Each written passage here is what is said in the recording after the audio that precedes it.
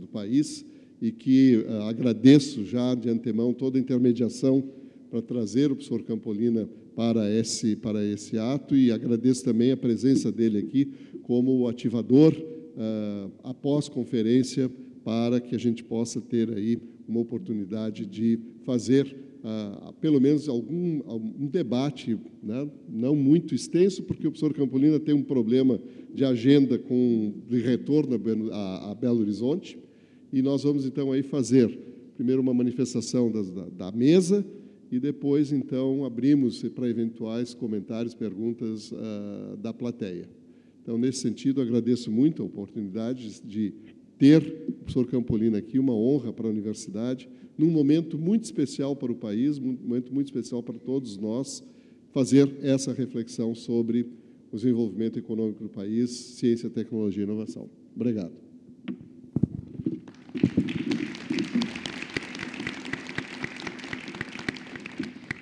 Daremos, então, início à conferência de Clélio Campolina. Campolina é doutor em Ciências Econômicas e atuou como diretor da Faculdade de Ciências Econômicas da Universidade Federal de Minas Gerais, foi diretor-presidente do BHTEC, Parque Tecnológico de Belo Horizonte, coordenador da área de Economia e membro do CTC da CAPES e presidente da Câmara de Ciências Sociais Aplicadas da FAPEMIG. É professor emérito da Universidade Federal de Minas Gerais, atuando principalmente nos seguintes temas: economia regional, desenvolvimento econômico, economia da tecnologia, economia brasileira e economia de Minas Gerais. Possui mais de 100 trabalhos publicados no Brasil e no exterior. Foi reitor da UFMG de março de 2010 a março de 2014 e ministro da Ciência, Tecnologia e Inovação de março a dezembro de 2014. Informamos que poderão ser feitas perguntas ao conferencista. As perguntas devem ser feitas por escrito e estaremos recolhendo e entregando à mesa para o segundo momento deste evento. Então, com a palavra, Clélio Campolina. Bom dia a todos. Bom dia a todos. Gostaria inicialmente de agradecer ao professor Rui pelo convite para ministrar essa aula aqui na Universidade Federal do Rio Grande do Sul. Gostaria de cumprimentar a vice-reitora, Jane, gostaria de cumprimentar aqui o meu colega Pedro, com o qual tenho um debate de longa data. Gostaria de cumprimentar aqui a representação do corpo docente, professor Paulo. Gostaria de cumprimentar a Jane, representando a Mariane, representando os servidores técnicos administrativos.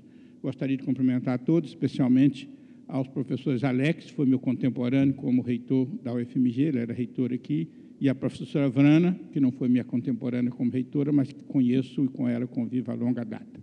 E bom dia a todos, é um grande prazer, e eu vou pedir licença para falar de pé, que é um hábito que eu adquiri ao longo dos meus últimos 50 anos como professor.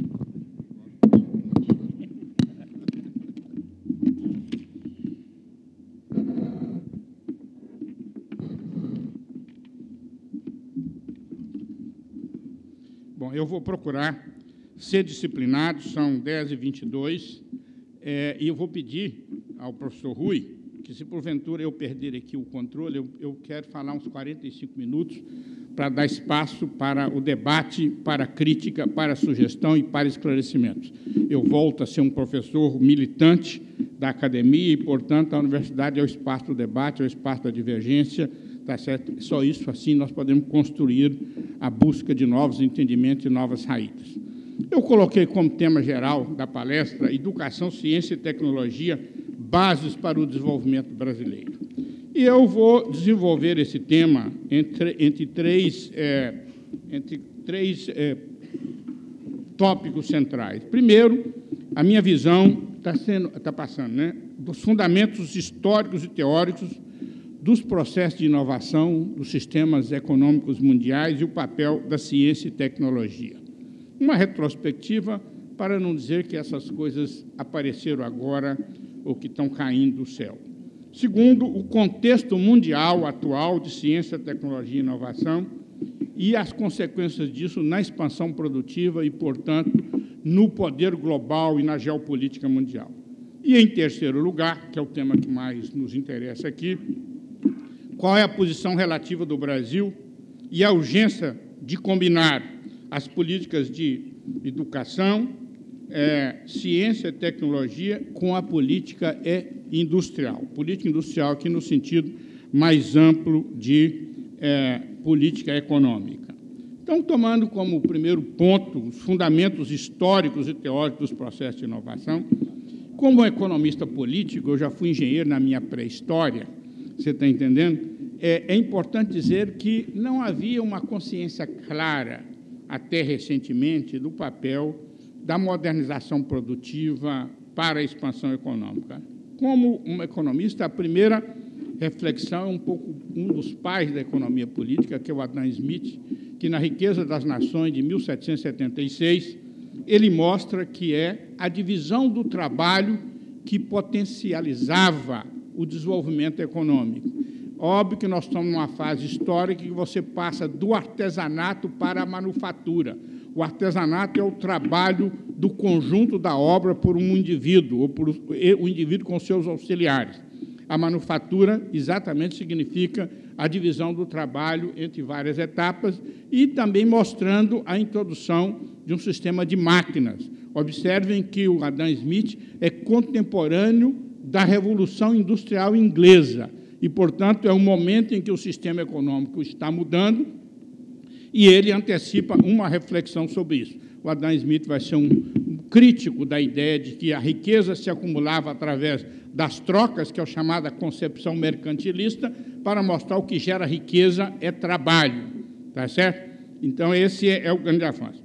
Em seguida, no início do século XIX, um outro autor clássico da economia política, que é o Davi Ricardo, que produziu os princípios da economia política, tributação e desenvolvimento, ele vai dizer que as diferenças de desenvolvimento se fazem pelo princípio das vantagens comparativas.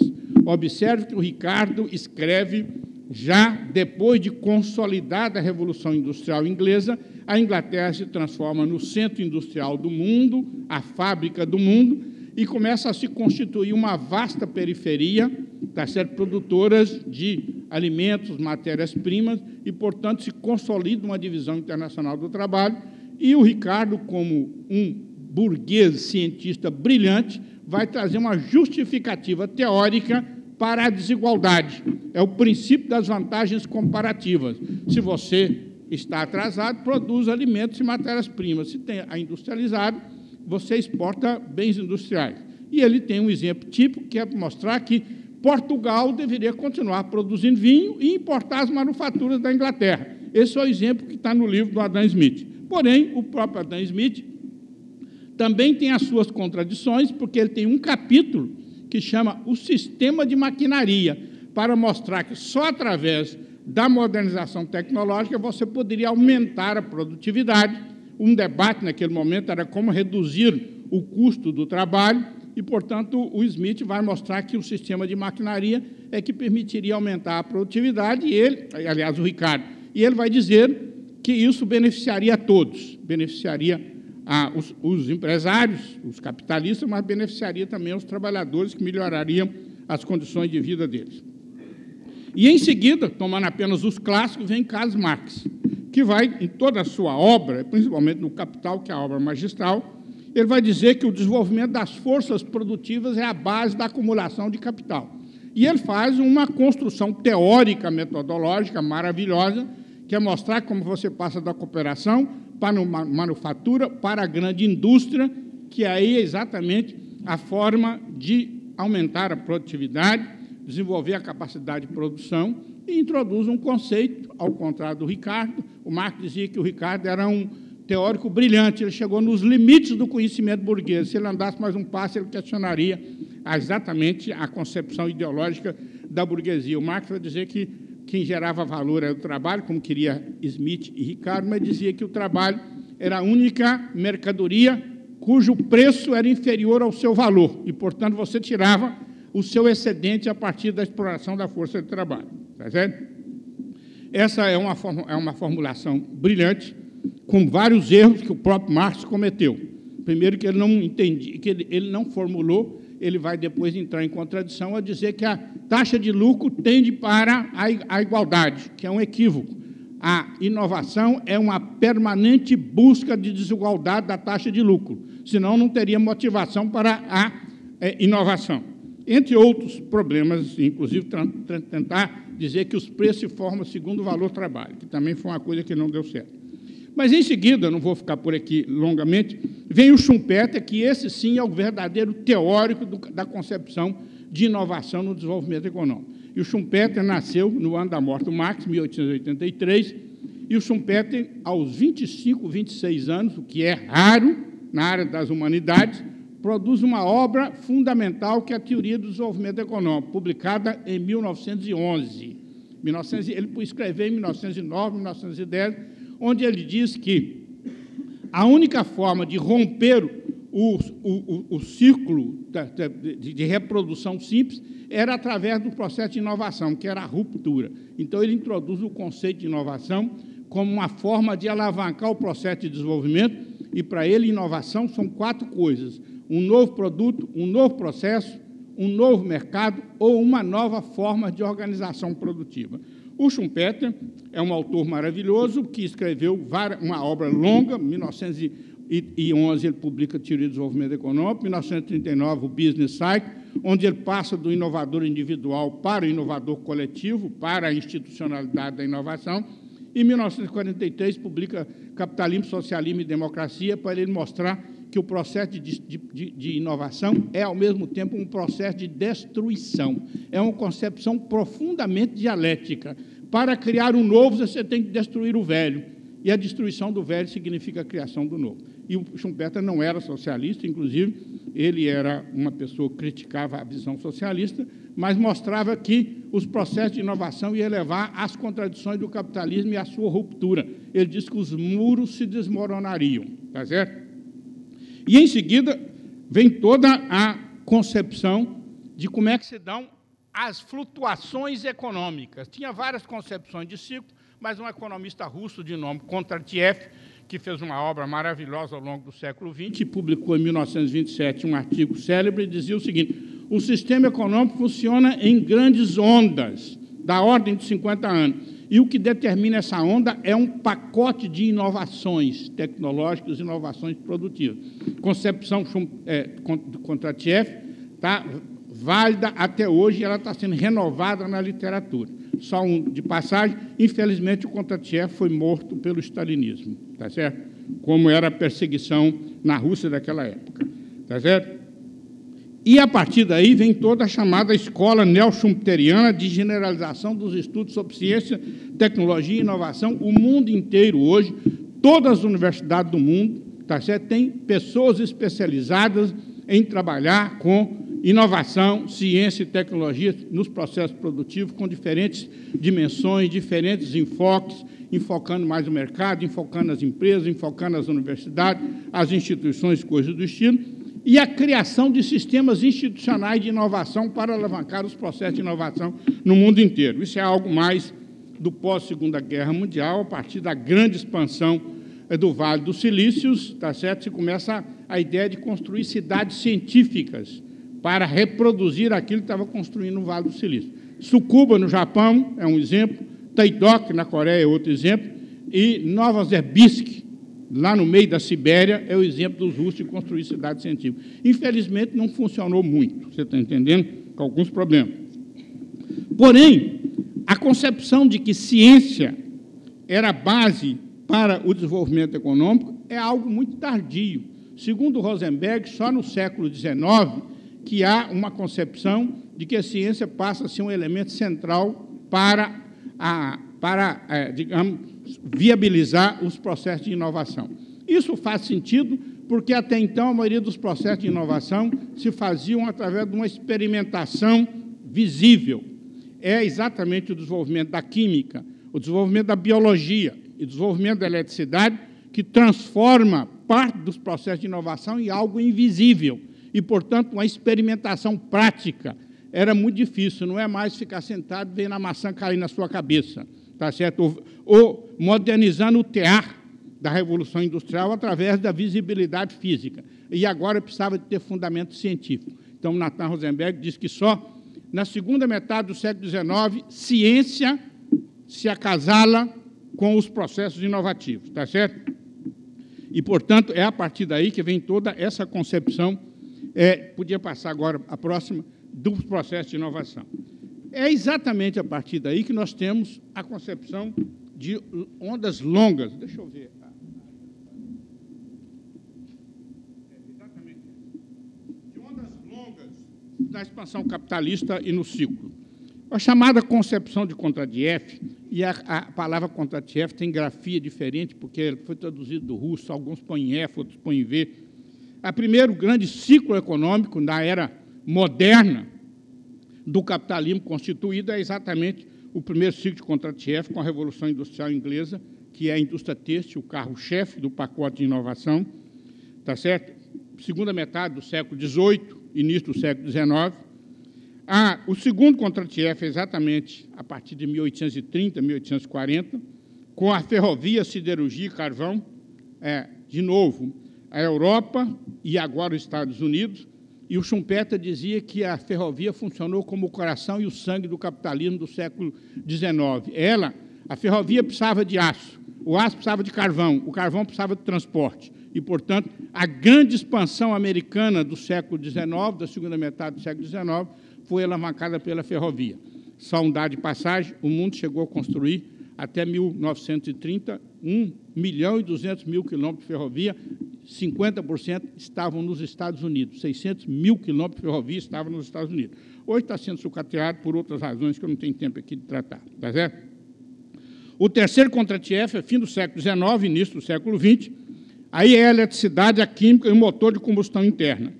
De novo a Europa, e aí sim é o momento que a Alemanha ganha a corrida. A Alemanha chegou atrasada, inclusive a Alemanha só se unifica, tá certo, na segunda metade do século XIX, mas a Alemanha dá o grande salto com a química e com a eletricidade, e mais ainda, pela primeira vez você faz a fusão do capital financeiro com o capital industrial. É a Alemanha um pouco o carro-chefe disso, para quem é economista, tem um livro cérebro, que é o livro do Hilferd, sobre o capital financeiro, que é exatamente a fusão que se dá, e a Alemanha ganha destaque nesse sentido. O quarto Kondratiev, 1930 a 1990 aproximadamente, é a indústria automotiva, o petróleo e a petroquímica. A Europa, tá certo? Os Estados Unidos e aí o Japão, tá certo? Depois da Revolução Meiji também pega a corrida. O quinto Kondratiev é exatamente as tecnologias da informação e das comunicações, que é os Estados Unidos um pouco como carro-chefe, mas generalizou para o mundo como um todo, e é o primeiro pacote de inovação que deixa de ter um impacto mais contido dentro de um setor. Tecnologia da informação e das comunicações teve impacto e tem impacto em todos os aspectos da vida econômica, social e política. E, portanto, mesmo o analfabeto hoje está diretamente atingido pelas TICs. Ele não sabe digitar um dado quando ele vai tirar uma aposentadoria no banco.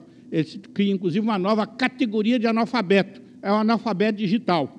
Porque o analfabeto, para nós, é aquela pessoa que não sabia ler e escrever no sentido convencional da palavra. Agora, também, você tem o analfabeto digital, que é a pessoa que está sendo... E o analfabeto digital é por escolaridade, mas muito mais do que escolaridade, idade.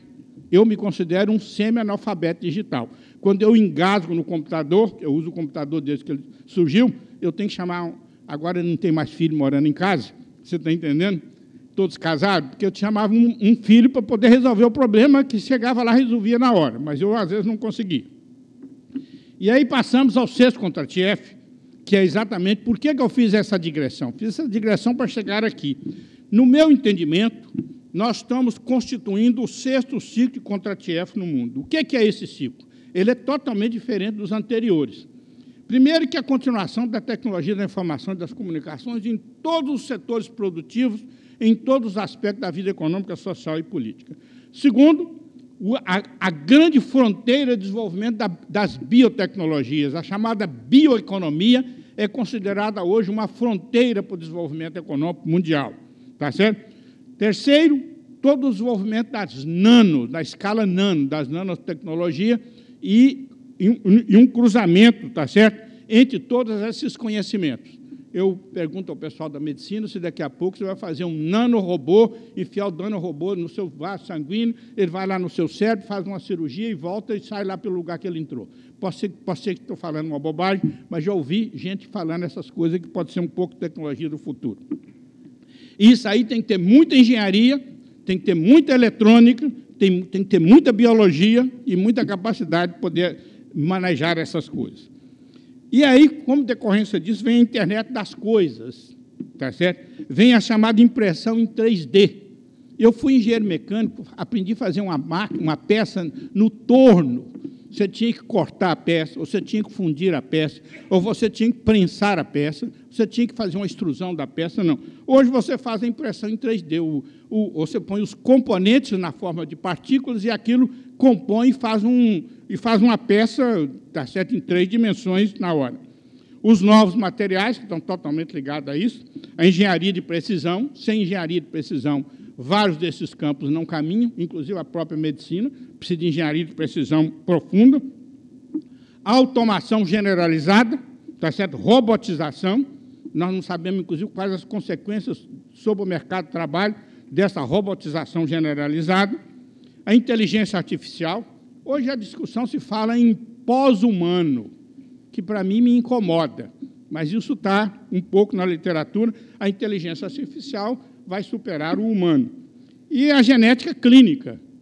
O professor Sérgio Pena, que é um geneticista da UFMG, fez uma apresentação para nós sobre os caminhos da genética clínica. Quando ele acabou a apresentação, ele falou, aqui tem 10% de biologia e 90% de informática. Tá certo? Para mostrar como é que essas coisas se cruzam. Tá certo? E os megas paradigmas, energético e ambiental, que estão aí. Paradigma como um conjunto de desafios em que você tem que fazer um esforço para buscar soluções. Questão ambiental veio para ficar, é muito recente, o mundo aí não sabe ainda, do ponto de vista de um tratamento adequado, sem os radicalismos de um lado e de outro, e, portanto, nós temos que aprender. E a questão energética é um paradigma recorrente ao longo da história. Novas formas de energia, tá certo? Energia renovável, coisa do estilo. E, portanto, nós estamos com múltiplas trajetórias tecnológicas em campos disciplinares diferentes, mas que precisam conversar um com o outro, e, portanto, há necessidade de muita interdisciplinaridade. Não é mais os campos disciplinares isolados, e, portanto, muita multidisciplinaridade, porque os fenômenos, muitos deles, são transdisciplinares. Agora, cuidado, os fenômenos são transdisciplinares, mas nenhum de nós é transdisciplinar. Então, tem que trabalhar junto, senão faz voluntarismo e bobagem. Estou falando de uma forma muito simples, tá certo? Os fenômenos são transdisciplinares, muitos deles. Nós não somos. Individualmente, ninguém pode ser um físico, um biólogo, um engenheiro, um cientista social, um economista, um linguista ao mesmo tempo, tá certo? Isso, portanto, a literatura está falando que há uma disrupção. Você está quebrando, tá certo, todos os paradigmas tecnológicos anteriores. Então, é a chamada indústria disruptiva. Eu fiz a abertura da semana do Encontro Nacional de Economia Industrial no Rio de Janeiro. Outro dia, diante de especialistas, cometi o atrevimento de dizer o seguinte, eu vou provocar vocês, é disruptiva, mas, ao mesmo tempo, é convergente. Portanto, pode ser paradoxal, mas os paradoxos existem. Ela é disruptiva porque ela quebra todo o anterior, mas ela pode convergir em muitas coisas que vão se somar no futuro. Como eu disse aqui, vários campos, você tem que conversar engenharia, com biologia, com física, com química. Um dia eu visitei um laboratório de microscopia da UFMG e cheguei lá, fui surpreendido com um físico, um biólogo e um químico tentando resolver um problema de um professor da Belas Artes, com as tintas do século XVIII. Como é que era a composição molecular, como é que era a composição química, tá certo? Então, tinha um físico, um biólogo e um químico tentando resolver a demanda que era do professor da Belas Artes. Estava lá os 4 e eu assisti isso, tá certo? Agora, esses são os temas anunciados. Os temas que estão sendo pesquisados, muitos deles não estão sendo divulgados. Nós não sabemos o que vai acontecer, tá certo? E, portanto, tem riscos e oportunidades. Impactos ambientais, impactos políticos, impactos sociais. Onde vai predominar essa corrida científica e tecnológica? Como é que fica a posição relativa do Oriente e do Ocidente? Eu vou chegar em seguida. Qual a posição relativa do Sul global e do Brasil? E aí eu passo a segunda parte da minha fala, que é o contexto mundial atual de ciência, tecnologia, inovação e expansão produtiva. Primeiro, é um dado geral que está divulgado pelo Instituto de Pesquisa Industrial, são os gastos brutos em pesquisa e desenvolvimento, que é diferente de gasto em educação, tá certo? O manual de Oslo classifica isso, que é, observem que paridade de poder de compra, porque não dá para você comparar as coisas de moeda, de uma conversão simples. Os Estados Unidos, com 26% do gasto em pesquisa e desenvolvimento do mundo, a China já está com 19%. Eu vou mostrar outros dados. O Japão com 9%, a Alemanha continua muito importante com 6%, Coreia do Sul com 4%, Índia com 4%. Daqui a pouco eu vou mostrar o pacote asiático. China, Índia, Coreia, você está entendendo? E além dos... E Japão, que ficou um pouco em crise, mas que continua na corrida científica e tecnológica. E o que significa esse pacote asiático frente ao mundo? Em seguida, vem um indicador do gasto em pesquisa e desenvolvimento como percentagem do PIB. Observem que a Coreia do Sul está na dianteira com mais de 4% do gasto em pesquisa e desenvolvimento em relação ao PIB, com meta de chegar a 5%. Observem que Israel está a quase 4%, Finlândia está a mais de 3,5%, Japão continua a quase 3,5%, Suécia, Dinamarca, Alemanha, Suíça, Áustria, Estados Unidos, ainda 2,7% mais ou menos, mas considerado o tamanho do PIB americano, é o maior gasto em pesquisa e desenvolvimento. A China, que ainda não chegou a 2%, mas que está crescendo. E o Brasil, aqui, é 1,2%, mas eu estimo que nós devemos estar hoje em torno de 1% ou menos, dada a crise contemporânea, a redução dos investimentos do setor público, tá certo? A queda do investimento do próprio Ministério de Ciência e Tecnologia e a retração de investimento em pesquisa e desenvolvimento pelo sistema empresarial. De maneira que a situação é dramática. Tá certo? Vamos, em seguida, o número de artigos científicos, para mostrar a corrida científica e tecnológica do mundo. Observe que, no ano 2000, os Estados Unidos produziam aproximadamente 340 mil papers científicos. No ano 2016, o meu papel aqui está cortado, deve estar, não sei, mais de 500 mil. Você está entendendo? Agora, observem, a China, que no ano 2000 produzia menos de 50 mil papers, agora está no segundo lugar, produzindo mais de 450 mil papers. Você vai falar, não tem o mesmo índice de impacto, se publica muita porcaria. Isso é verdade, até um certo ponto. Agora, quem tem visitado a China, e eu tive a oportunidade, entre o ano 2000 e 2015, eu fui à China 10 vezes, as universidades chinesas extremamente modernas, uma geração de professores jovens, todos falando inglês correntemente, uma parte deles educados, uma grande maioria educados no Ocidente, e mais ainda, com uma estratégia planejada. É um governo autoritário, centralizado, e, portanto, as decisões vêm de cima para baixo para ser cumpridas. E a Academia de Ciência e Tecnologia da China tem status de ministério. Tem status de ministério. Um programa de ciência e tecnologia para valer, fazendo um casamento entre a pesquisa e os processos de inovação, com os laboratórios regionalizados, cada um especializado numa certa área de conhecimento, e com um planejamento. A China está no 13º plano quinquenal. Dentro dele tem o plano de ciência e tecnologia compatível com o plano de desenvolvimento geral da China. E vai sendo reatualizado ano a ano, porque planejamento é processo. Você tem que ter a formulação inicial e depois ir fazendo os ajustes à medida que a realidade vai fazendo as suas mudanças. E, por exemplo, o Programa de Ciência e Tecnologia da China, que agora, dentro deles, eles fizeram um programa de informática pesado, e dentro deles, em 2015, eles publicaram o chamado China 2025, cujo objetivo é transformar a China, no ano 2025, em líder tecnológico em vários setores. Se vão conseguir ou não, eu não sei, mas não pode ser desprezado.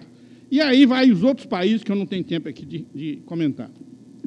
E, em terceiro lugar, vem esse gráfico convencional que está publicado, que ele é em 3 dimensões. O tamanho da bola é o volume do gasto em pesquisa e desenvolvimento. O eixo horizontal é a posição relativa do gasto do PIB em relação à percentagem de pesquisa e desenvolvimento em relação ao PIB. E o eixo das verticais é o número de cientistas para cada 100 mil habitantes. Eu não tenho um marcador aqui, mas vocês vão ver a posição do Brasil. O Brasil está aqui embaixo. Ó. Esse cinza de embaixo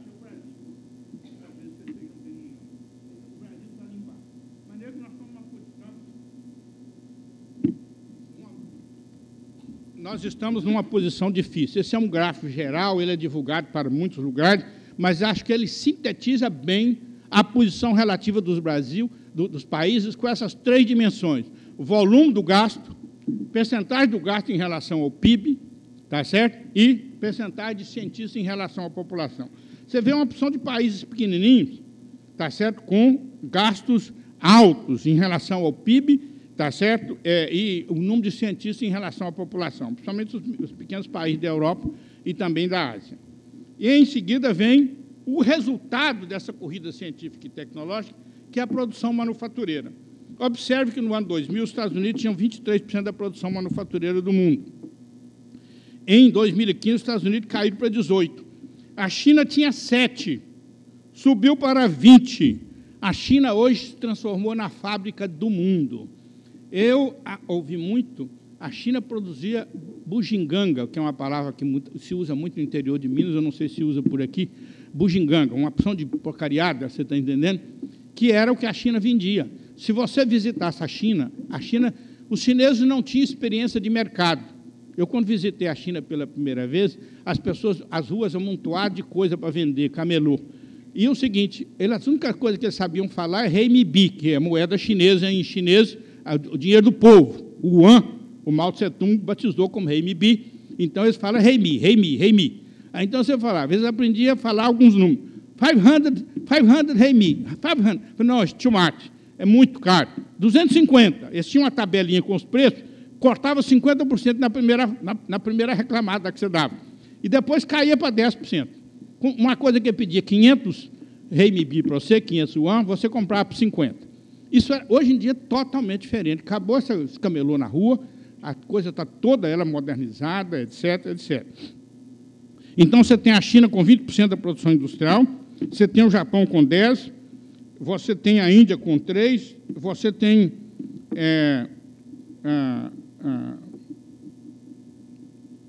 China, Japão, Índia, Coreia do Sul, está cortado aqui no meu papel, não estou vendo. Ou seja, a Ásia está transformando no centro manufatureiro do mundo. Vem o último gráfico, que é a produção relativa nas exportações. Deixa eu fazer um comentário. O mundo não é só indústria, mas a indústria é o coração e o sangue da expansão capitalista, porque é na indústria que predominantemente se produz o progresso técnico. Para vários outros setores, a inovação tecnológica, ela depende da indústria. Não é só a indústria, mas ela depende também da indústria. Você está entendendo? E aí vem a posição no comércio manufatureiro. Observem que no ano 2000, os Estados Unidos tinham 14% das exportações de manufatura. Os Estados Unidos caíram para, parece que 10%. Meu papel está cortado. A China tinha 5%, passou para 19%. Se você somar a China com mais Japão, Coreia do Sul, Índia, sem contar os países menores, Taiwan, Singapura, você está entendendo? Ou seja, a Ásia está se transformando no centro manufatureiro do mundo. Quais as consequências disso? Podia passar. Esse desafio asiático está provocando uma luta pela reindustrialização do Ocidente desenvolvido. Quando eu falo em Ocidente desenvolvido, estou me referindo a Estados Unidos e Europa, predominantemente. A perda de participação relativa da Europa e dos Estados Unidos na produção e nas exportações manufatureiras, tomada de consciência do fenômeno asiático, porque até alguns anos atrás se pensava que a China só produzia coisa de baixa tecnologia. A Índia não estava ainda clara a posição relativa da Índia. O Japão estava em crise relativa. A Coreia estava crescendo, mas era um país de menor tamanho. Agora fica claro que a expansão asiática é para valer. Tem um livro do Aguirre que chama Adam Smith em Pequim. Foi publicado há alguns anos, dizendo que a China estava se transformando na grande mão invisível, ou seja, da dominação da economia mundial. Todos os diagnósticos da UNIDO, dos órgãos que analisam o desenvolvimento industrial do mundo, da UNIDO, da OECD, da UNCTAD, mostram que a única saída é expansão tecnológica e modernização. E, a partir daí, começar a surgir os programas de modernização do Ocidente. Vou só pegar uma água.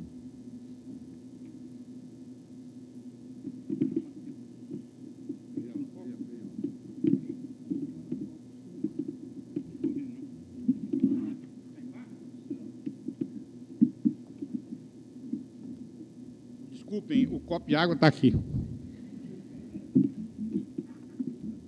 Só que está vazio. Mas a água está aqui. Bom, então é o seguinte, há essa corrida do mundo, o chamado Manufacturing USA, que foi um programa lançado pelo Obama, ele tinha outro nome, e depois ele se transformou em Manufacturing USA, que era a partir do diagnóstico de que os Estados Unidos, o emprego na manufatura havia caído de 17 milhões para 12 milhões entre 2000 e 2010, e que havia déficit na balança comercial manufatureira, inclusive de produtos de alta tecnologia. Então, lançou um programa de reindustrialização dos Estados Unidos com a ideia que era construir 15 institutos articulando o esforço de pesquisa acadêmica e universitária, o sistema empresarial e as políticas públicas. Segundo os dados do ano passado, 14 institutos já estavam funcionando. O triste é que 8 dos 14 são ligados ao que eles chamam de Departamento de Defesa e que eu chamo de Departamento de Ataque. Você está entendendo? Que é para construir arma. A indústria militar sempre foi um carro da modernização tecnológica, e nos Estados Unidos em particular. A Europa construiu um programa, chamava Factors for the Future of União Europeia, mas, infelizmente, a crise da União Europeia não viabilizou a implantação desse programa. A crise não permitiu um programa, mas vários países da União Europeia, ou a maioria dos países da União Europeia, estão em programas específicos altamente intensivos em ciência e tecnologia. Vocês viram pelos dados daquelas tabelas que eu mostrei anteriormente, a posição relativa dos países pequenos, com alto gasto em pesquisa e desenvolvimento.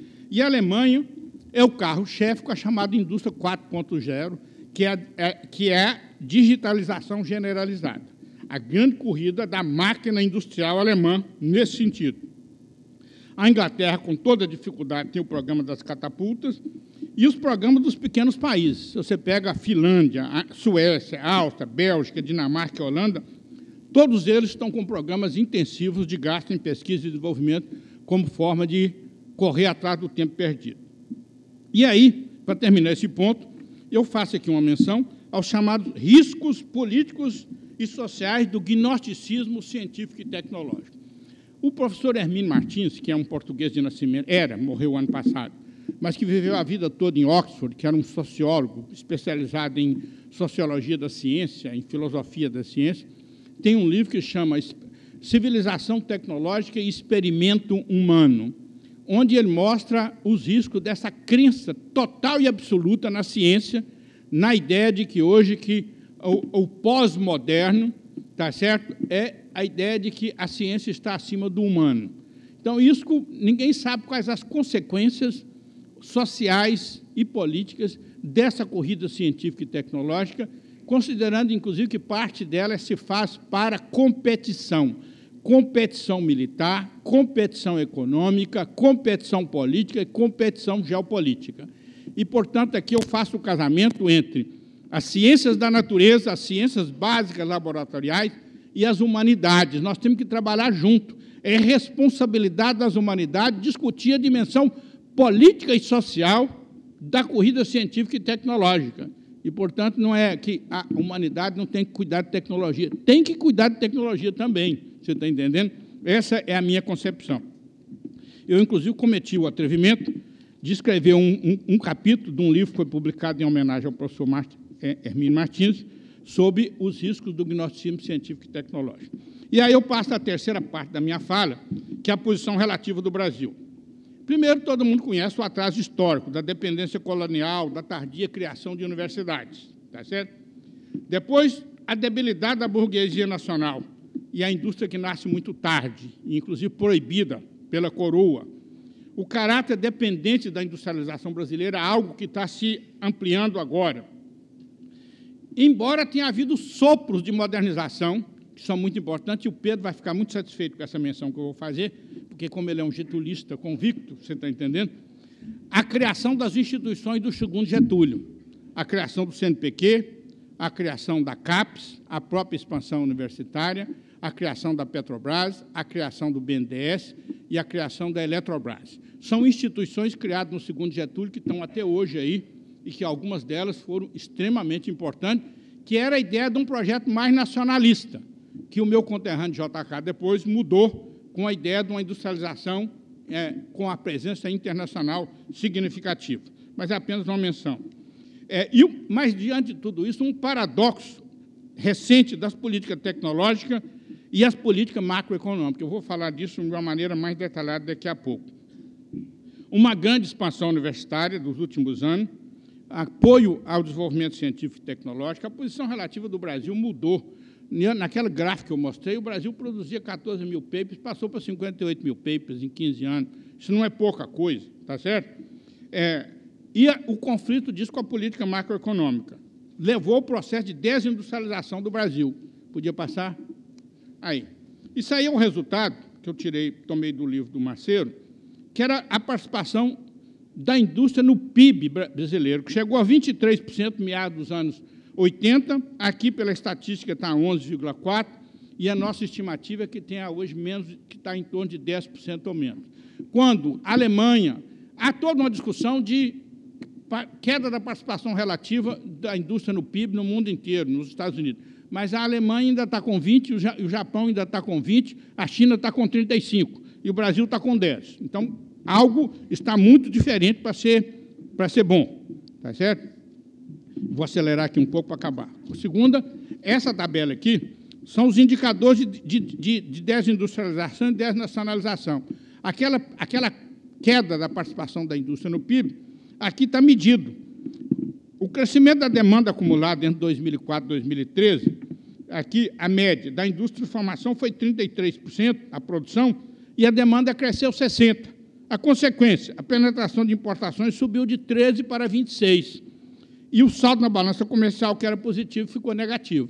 Ou seja, há um profundo processo de desindustrialização e desnacionalização, o que é algo extremamente preocupante. Eu não estou com xenofobia nacional, mas não é possível um projeto de desenvolvimento que não tenha indústria. E aí vem as contradições entre a política científica e tecnológica e a política industrial. Eu vou rapidamente aqui, porque eu quero dizer o que é que eu acho que tem que ser feito. Houve um grande esforço científico, ampliação da capacitação de recursos humanos, matrículas de graduação subiram de 2.600.000 para 7 milhões entre 2000 e 2016, titulação de mestre subiu de 17 mil para 40 mil, de doutores de 5 para 17 mil. Isso aqui é dado de 2016, tem que atualizar. O número de artigos científicos subiu de 14 mil para 68 mil. E aí houve um pacote de projetos na era Lula para poder alavancar o desenvolvimento científico e tecnológico e as universidades. Reúne, ProUni, FIES, os IFETs, a expansão das universidades, a federalização,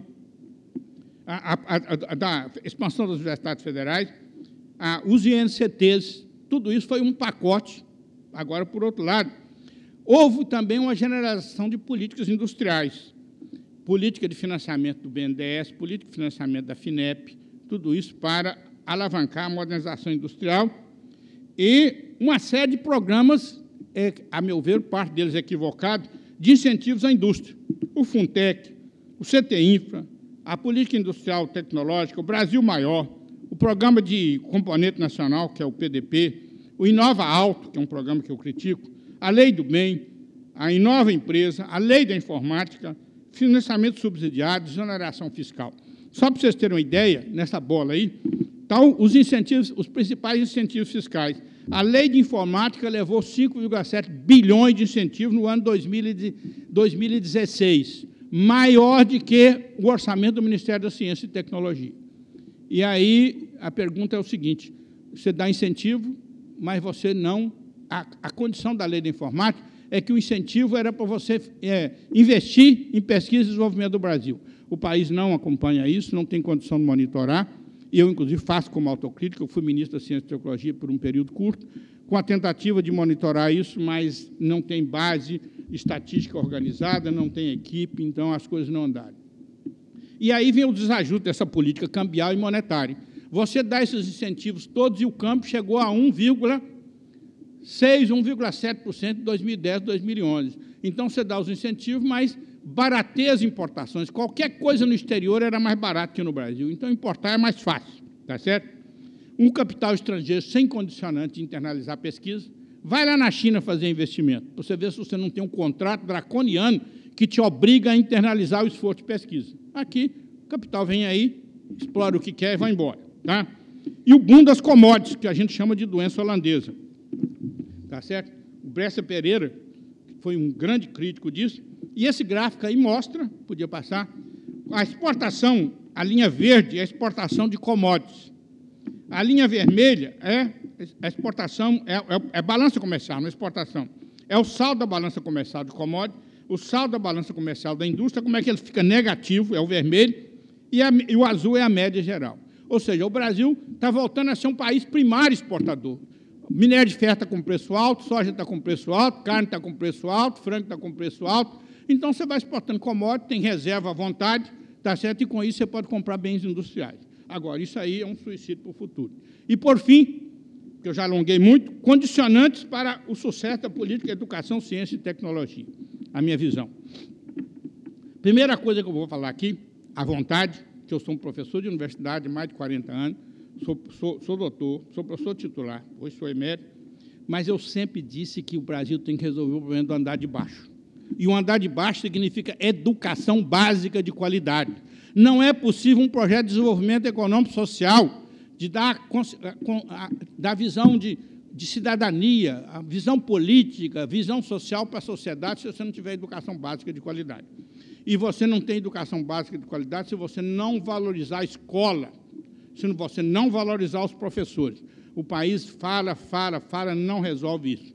E aí, inclusive o aparelho de Estado criou uma sincronia tal em que você tem salários hoje de pessoas com um nível de qualificação razoável, ganhando 30, 40 mil reais, e paga uma professora 1.000 e pouco. Não é possível fazer uma escola de qualidade e as escolas de periferia, pior ainda. Se você não valorizar a escola, não valorizar o professor e não mobilizar a sociedade para isso, nós não vamos resolver o problema da educação básica.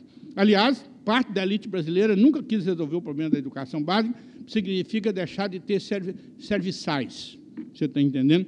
Se você, com educação básica, você pode até ter trabalho auxiliar doméstico, como os países desenvolvidos têm, mas serviçais você para de ter, tá certo?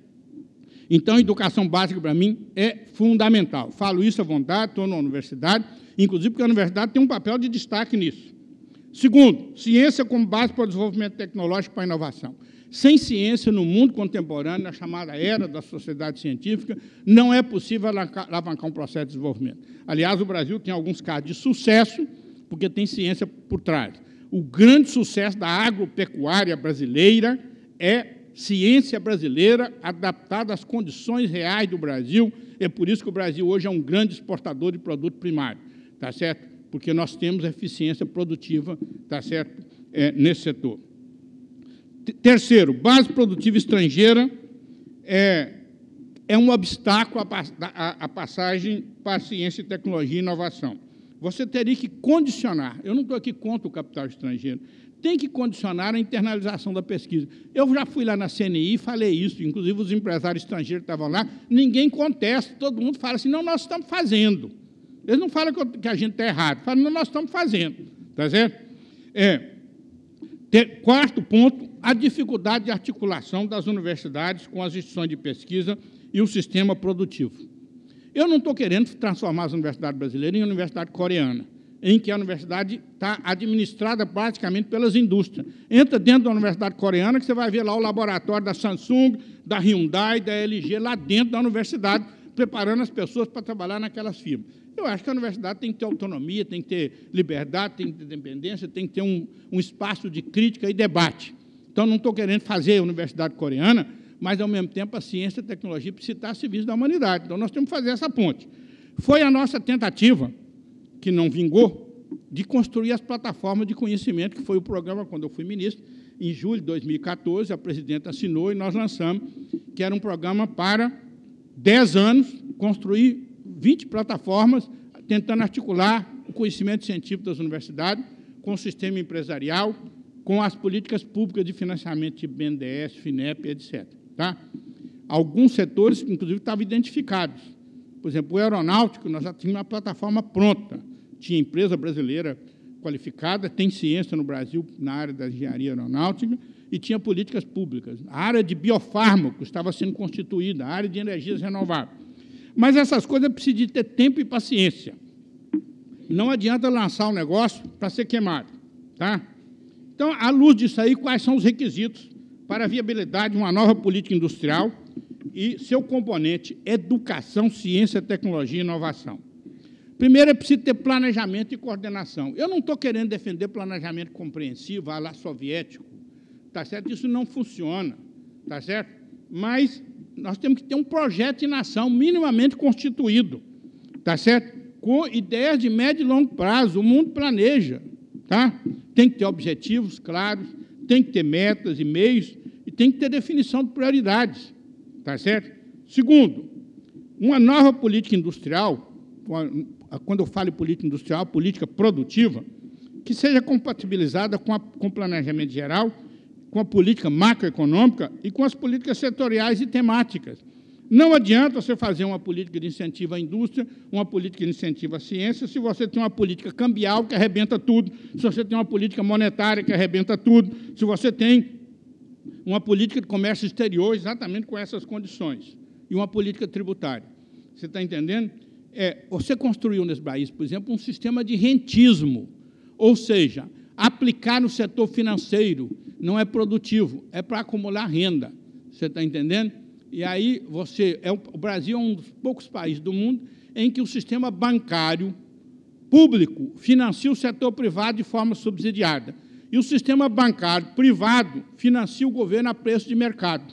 Por isso, quando você vê os balanços dos bancos, no meio dessa crise toda aí, tudo tem bilhões. Você está entendendo? Todos os bancos, e, aliás, o Brasil tem um senhor sistema bancário extremamente eficiente, moderno, padrão tecnológico mundial, graças à inflação, inclusive, que fez que modernizasse. Porque você tinha que fazer overnight, o banco tinha que ter eficiência operacional para trabalhar com a alta inflação. Mas a sincronia do sistema monetário brasileiro. E o plano de ciência e tecnologia tem que estar dentro do plano nacional. Terceiro, você tem que definir setores prioritários, tá certo?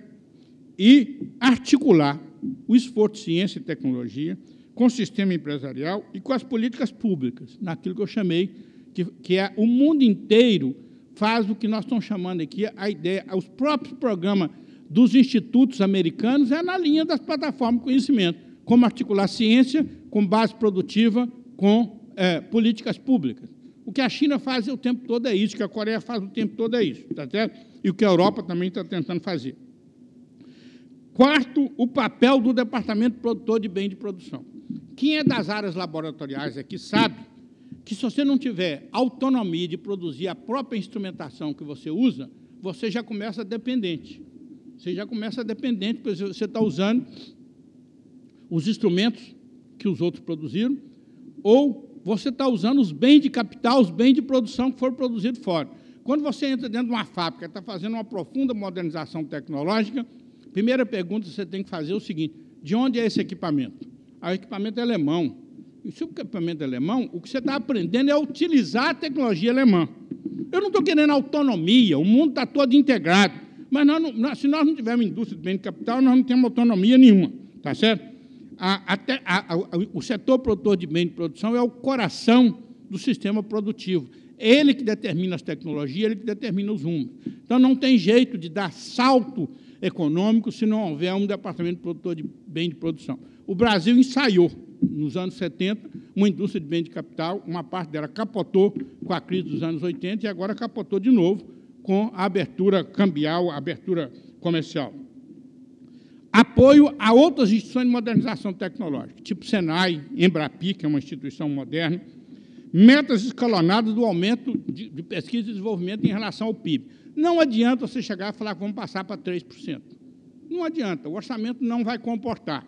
Agora, tem que ter intencionalidade. Vamos sair de 1 para 2, para 2,5, para 3, com um certo cenário de visibilidade, senão não tem jeito, tá certo?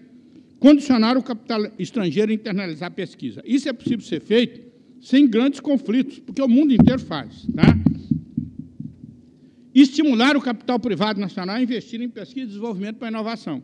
Parte do capital nacional não acredita na ciência brasileira.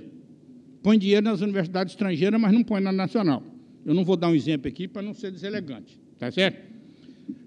Nono, monitorar e avaliar as diferentes políticas e incentivos. Não adianta dar 6 bilhões para a lei de informática se você não monitora e não vê que resultado está dando. Dá mais dinheiro na lei de informática que no Ministério da Ciência e Tecnologia. 10º, tem que dar apoio à Big Science. Nós temos que ter... O papel das universidades não é ficar respondendo demanda direta da indústria, é formar recursos humanos de qualidade e pesquisa básica de qualidade. Se você fizer isso, você está resolvendo o problema do setor produtivo. Vai lá nos Estados Unidos para ver se as universidades dão resposta direta. Vai lá e pergunta à IBM se ela tem o seu laboratório para pesquisar ou se ela vai lá na universidade e busca a solução pronta. Vai nos grandes laboratórios farmacêuticos e pergunta se eles não têm um esforço de pesquisa. A universidade tem que formar um recurso humano de qualidade, inclusive para alimentar essas instituições, e pesquisa básica. Isso é um debate de crítica e conversa, tá certo? Projetos especiais de médio e longo prazo para as grandes fronteiras. Nós temos que pensar o que nós vamos fazer com a Amazônia brasileira. A Amazônia é sul-americana, ela não é asiática nem europeia. Então, o Brasil tem que buscar alguma concertação com seus vizinhos, e aqui eu vou usar a frase da Berta Beck, que é um projeto de ciência e tecnologia de médio e longo prazo para aproveitar a biodiversidade sem destruí-la. Esse é um sonho de pensar uma Amazônia do futuro. Agora, tem que ter paciência, não é um programa para tirar resultado eleitoral no fim do ano. Segundo, nós temos uma fronteira marítima, uma plataforma de 4.500.000 km². É meio Brasil territorial, está no mar. Nós estamos arranhando o mar com um negócio de petróleo e coisa do estilo. Eu tive a oportunidade de ir à Antártica, ver o centro de pesquisa que o Brasil tem na Antártica, mas os Estados Unidos e a Rússia têm os 2 maiores centros de pesquisa na Antártica. Será que é à toa? Você está entendendo? Porque o potencial da plataforma marítima, dos recursos marinhos, pode ser uma nova fronteira de desenvolvimento econômico. O Brasil tem um navio de pesquisa extremamente moderno, que foi comprado pela Associação do Ministério de Ciência e Tecnologia, com a Vale do Rio Doce, com a Marinha e com a Petrobras. Tá? E, por fim, a redução dos entraves burocráticos e melhoria do ambiente de negócio, até que venha um novo paradigma de sociedade. Avanço da educação básica e profissionalizante, que eu já falei, e condições de infraestrutura. Não adianta ser tudo moderno, que sai da fábrica eficiente e depois garra no porto, na estrada, na ferrovia, nesse engarrafamento de trânsito que virou essa loucura. Para terminar, eu vou dizer que, no meu entendimento, nós estamos vivendo diante de uma crise de paradigmas mundiais. O socialismo real não deu certo, não pela ideologia da justiça, não deu certo pela incapacidade de construir um sistema com liberdade e eficiência. Segundo, o capitalismo está criando um nível de desigualdade insustentável. Quem anda pelo mundo vê o que é essa degradação humana, imigrantes buscando, caminhando à busca da sobrevivência física, tá certo? Um pouco o resultado dessa disputa geopolítica de sair bombardeando o mundo, o que foi feito no Iraque, o que foi feito na Líbia, você está entendendo? Está aí essas coisas.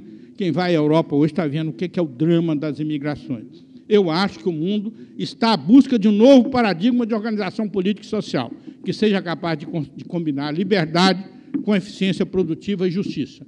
Quanto tempo vai demorar? A transição da Idade Média para a Idade Moderna demorou séculos, tá certo?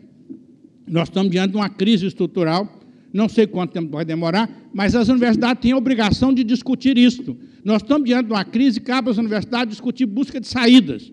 É no momento da crise que a gente tem que construir alternativas. E, portanto, o papel da universidade é cada vez mais importante, inclusive no Brasil, diante do quadro que nós estamos vivendo de uma crise econômica, política, institucional e social. Muito obrigado a todos.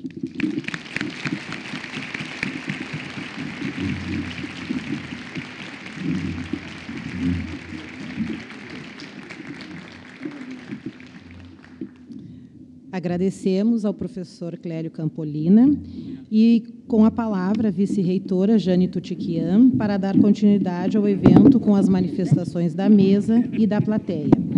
As perguntas por escrito poderão ser entregues a nós, a mim ou a Carolina, para que nós possamos, então, enviar à mesa. Obrigada. Meu caro professor Campolina, a URGS foi muito feliz ao escolhê-lo para esta aula magna. E foi muito feliz porque sabia da sua bagagem de vida e de conhecimento. Nós convidamos o professor, nós convidamos o reitor, nós convidamos o ministro. E, efetivamente, essa bagagem de conhecimento e de vida transparece nessa sua visão, que é uma visão crítica e extremamente consistente da situação global e brasileira, no que diz respeito ao desenvolvimento, à ciência, à tecnologia e à inovação. Uma honra muito grande poder ouvi-lo, e eu quero agradecer por essa aula magna. E, quando digo magna, digo efetivamente no sentido literal da palavra. Essa aula brilhante, esclarecedora e também desafiadora e estimulante no que diz respeito à reflexão.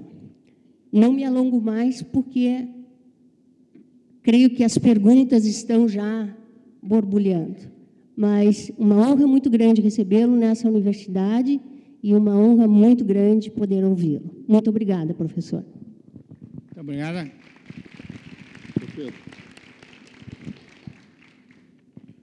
Bom dia a todos. Quero cumprimentar o professor Campolina, meu amigo de muitos congressos e de muitos debates já há muito tempo, ao reitor e à vice-reitora pela oportunidade que me dão de eu participar da mesa. E quando houve esse convite, né, eu já avisei que eu poderia participar como mediador, né, que foi o convite que foi feito, mas que não esperavam que eu fizesse um contraponto, porque, na verdade, eu tenho uma grande identificação com o pensamento do professor Campolina. Então, um papel de fazer um debate no sentido de me contrapor às suas ideias ia ser muito difícil para mim. O professor Campolina, na verdade, ele tem uma formação inicial de engenheiro, mas ele se dedica muito tempo na área de economia e ele transita em várias áreas de economia regional. Ele trabalhou com a economia industrial, mais recentemente com essa parte de economia da tecnologia e também da educação, de tal maneira que ele é um economista completo, no sentido que ele tem essa capacidade e também com uma excelente formação histórica e que permite, com essa formação, ele fazer reflexões muito fortes sobre a nossa realidade. Essas viagens que ele fez à China recentemente, as visitas que ele fez lá, foram muito importantes, né, para essa atualização e para essa visão em loco de várias coisas que ele escreve e publica academicamente.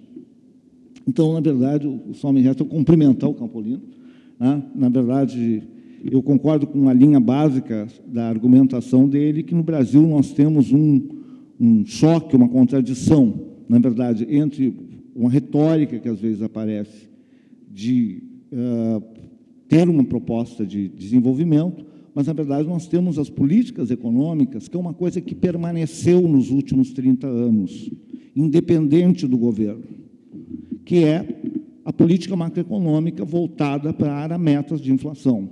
Então, o Brasil realmente não tem um projeto de desenvolvimento econômico, não teve nos últimos 5 governos, né? E é uma coisa que carece, né, daqui para frente para um debate mais sério. Na verdade, aqui foi manifestado, dizer, com a política cambial que se teve, com a política de juros, com a política monetária, na verdade, a parte de ciência e tecnologia quase fica para enxugar gelo, para usar essa expressão, porque, na verdade, o que se faz de um lado, se tira do outro. E isso não permite que se tenha uma questão de longo prazo, né? De longo prazo, que eu digo de uma forma consistente, porque os investimentos nessas áreas eles não podem ser erráticos, eles têm que ser continuados, né? Porque eles só dão resultado no longo prazo. Então, esse é um problema que eu acho muito sério, né? E mais sério ainda, eu acho agora, com a questão da PEC 55, né? Porque isso aqui consagra por 20 anos, ou pelo menos ameaça que por 20 anos a gente vai ter que seguir, né, nessa mesma lógica. Então, eu realmente não sou muito otimista nessa questão. Gostaria de ser. Tá? Normalmente, eu não sou muito pessimista, mas eu não vejo um quadro muito para a gente comemorar, né, pegando essas mudanças.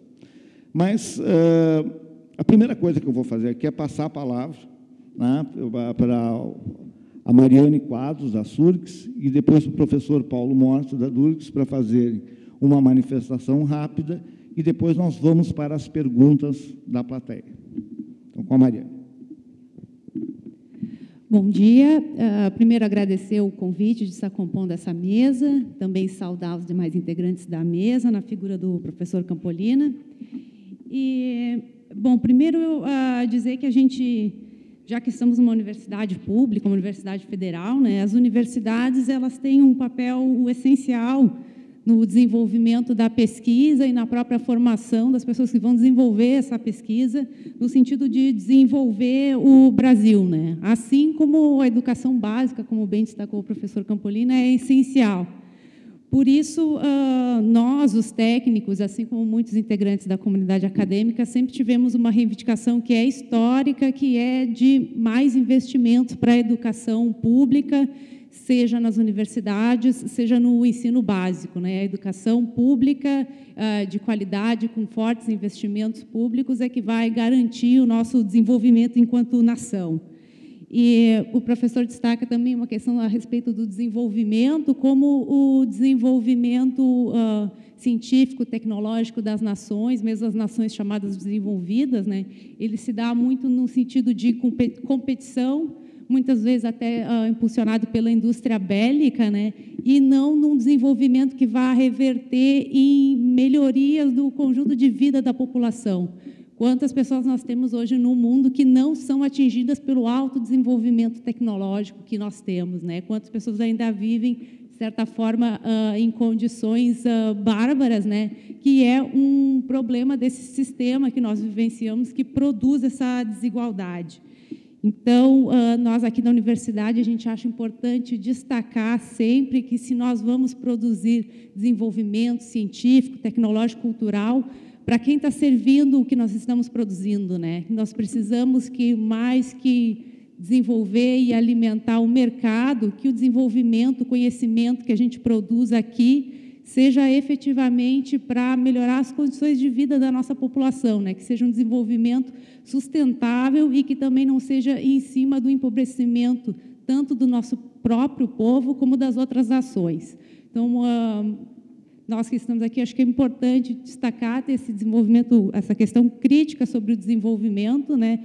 Para a gente poder avançar que seja um outro paradigma, então, de uma nova sociedade que também o desenvolvimento caminhe junto com a redução das desigualdades. Obrigado. Então, o professor Paulo Morto, por favor.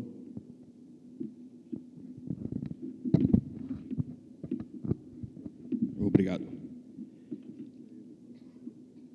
Bom dia. Eu agradeço à Administração Central da Universidade o convite. É uma honra estar participando aqui dessa mesa e agradeço ao professor Campolina a aula magna, rica de comentários muito relevantes. Eu quero dizer que, em primeiro lugar, que a Durgs Sindical está fazendo 40 anos esse ano.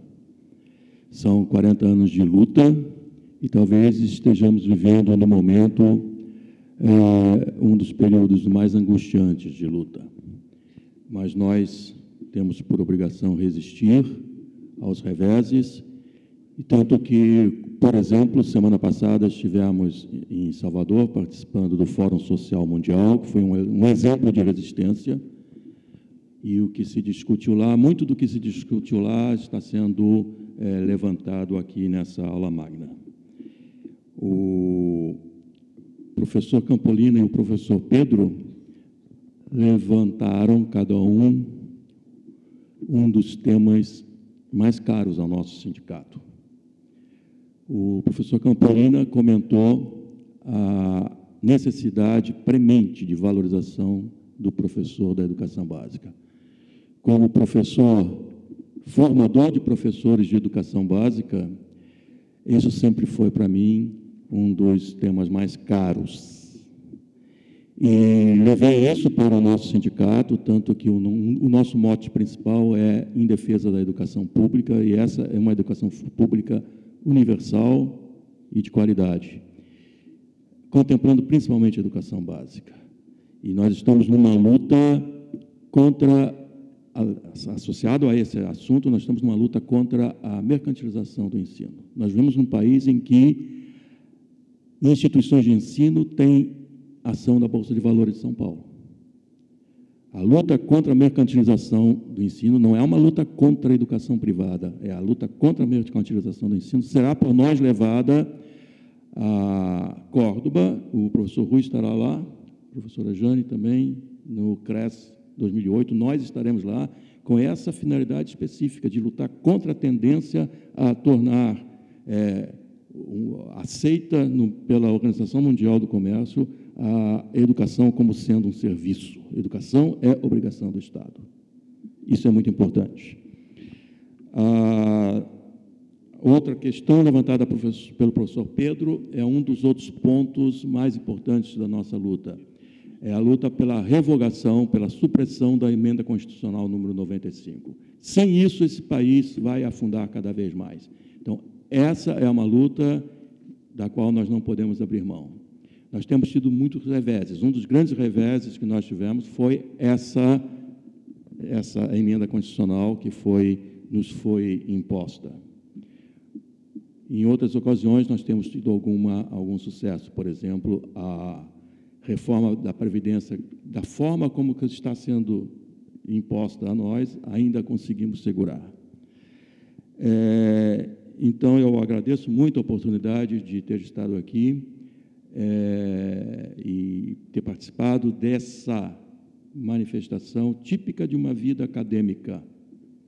E vamos lutar também pela manutenção da autonomia e da liberdade acadêmica, que são fatores também que estão sendo visados hoje em dia. Muito obrigado. Professor Campolina, então. Bom, rapidamente, é o seguinte, primeiro eu queria agradecer ao professor Rui e à professora Jane pela cordialidade, pela acolhida, tá certo? É um grande prazer estar aqui. Eu já vim à Universidade Federal do Rio Grande do Sul muitas vezes, nos últimos anos tenho vindo menos. Nós consideramos uma co-irmã da UFMG. Nós mais ou menos estamos, no bom sentido, para a par, disputando. Quando sai o resultado de um, a gente quer ver como é que ficou da outra, para ver como é que a gente está, tá certo? O Pedro, é óbvio que o Pedro tem muito o que dizer, seguramente deve ter algumas divergências em relação a mim, a gente vive discutindo em várias oportunidades, por uma questão talvez de delicadeza, ele não quis fazer uma avaliação mais crítica, mais longa, etc., mas nós vamos ter a oportunidade de fazer. Eu concordo com o comentário dele sobre o governo da emenda. Primeiro, o seguinte, orçamento tem que ser controlado. Não vamos dizer que eu sou de uma época mais antiga, que na época da ditadura, falava o seguinte, a gente pensava que a autonomia universitária, a gente fazia o que quer e mandar a conta para Brasília. Não pode ser assim. Nós somos parte do Estado brasileiro e, portanto, temos que ter uma concepção de que nós temos que funcionar dentro das condições do Estado brasileiro, sabendo que educação é prioridade. Eu acho que a emenda de controlar o orçamento tem que ter alguma forma de controle, não pode ser desmedida. Agora, não pode ser um controle burro, cego, cortar onde você tem possibilidade de desenvolver. Cortar apoio à educação, ciência e tecnologia é uma opção suicida, no meu entendimento. Eu acho que o erro está aí. O erro não é tentar controlar o orçamento, tem que ter controlado de alguma forma, todo mundo controla. Mariana, acho que você toca um tema central. Nós temos que pensar o papel da educação, o papel das universidades, o papel da ciência, o papel da tecnologia, para um desenvolvimento da humanidade, para um desenvolvimento social. E, portanto, essa coisa saber se o desenvolvimento... O mundo nunca acumulou tanta riqueza com tanta pobreza ao mesmo tempo. Então, o desenvolvimento excludente. Se você analisa, se você visita as metrópoles brasileiras, você está entendendo? Há uma segmentação territorial. Você está entendendo? O pobre vai sendo expulso, a escola é de pior qualidade, o transporte é de pior qualidade, o saneamento não chega, tá certo? A coleta de lixo é mais deficiente, a segurança pública é mais deficiente. Há uma exclusão territorial e social nas metrópoles brasileiras. Então, nós temos que pensar como reduzir a desigualdade. Não vamos pensar o mundo sem desigualdade absoluta talvez seja uma utopia, mas esse nível de desigualdade é inaceitável. Então, acho que esse é um papel central da universidade. E o sindicato tem que ter compromisso político. Eu fui objeto de uma greve de 4 meses na minha universidade que eu não concordava, porque os funcionários recebendo salário 4 meses sem trabalhar. Isso não é democracia, na minha concepção, porque eles não queriam que controlasse a jornada. O motivo da greve foi esse. Foi triste, corroeu minha administração, inclusive tive para a justiça. Acabei com a greve na justiça. É muito triste, mas eu tenho que confessar essas coisas. Eu também tenho fracasso na vida. Você está entendendo? Então, o sindicato também tem que ajudar a construir um projeto. A universidade são os professores, os alunos e os servidores técnicos administrativos. Ela não funciona sem nenhuma dessas 3 partes. Você está entendendo?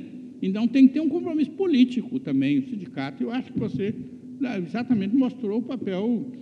O sindicato tem que pedir aumento de salário, sim, tem que reivindicar, tem que fazer essas pressões todas, mas o Brasil, nós estamos vivendo, talvez, a ressaca da ditadura. Tudo você começa com a greve. Antes de conversar, você declara a greve.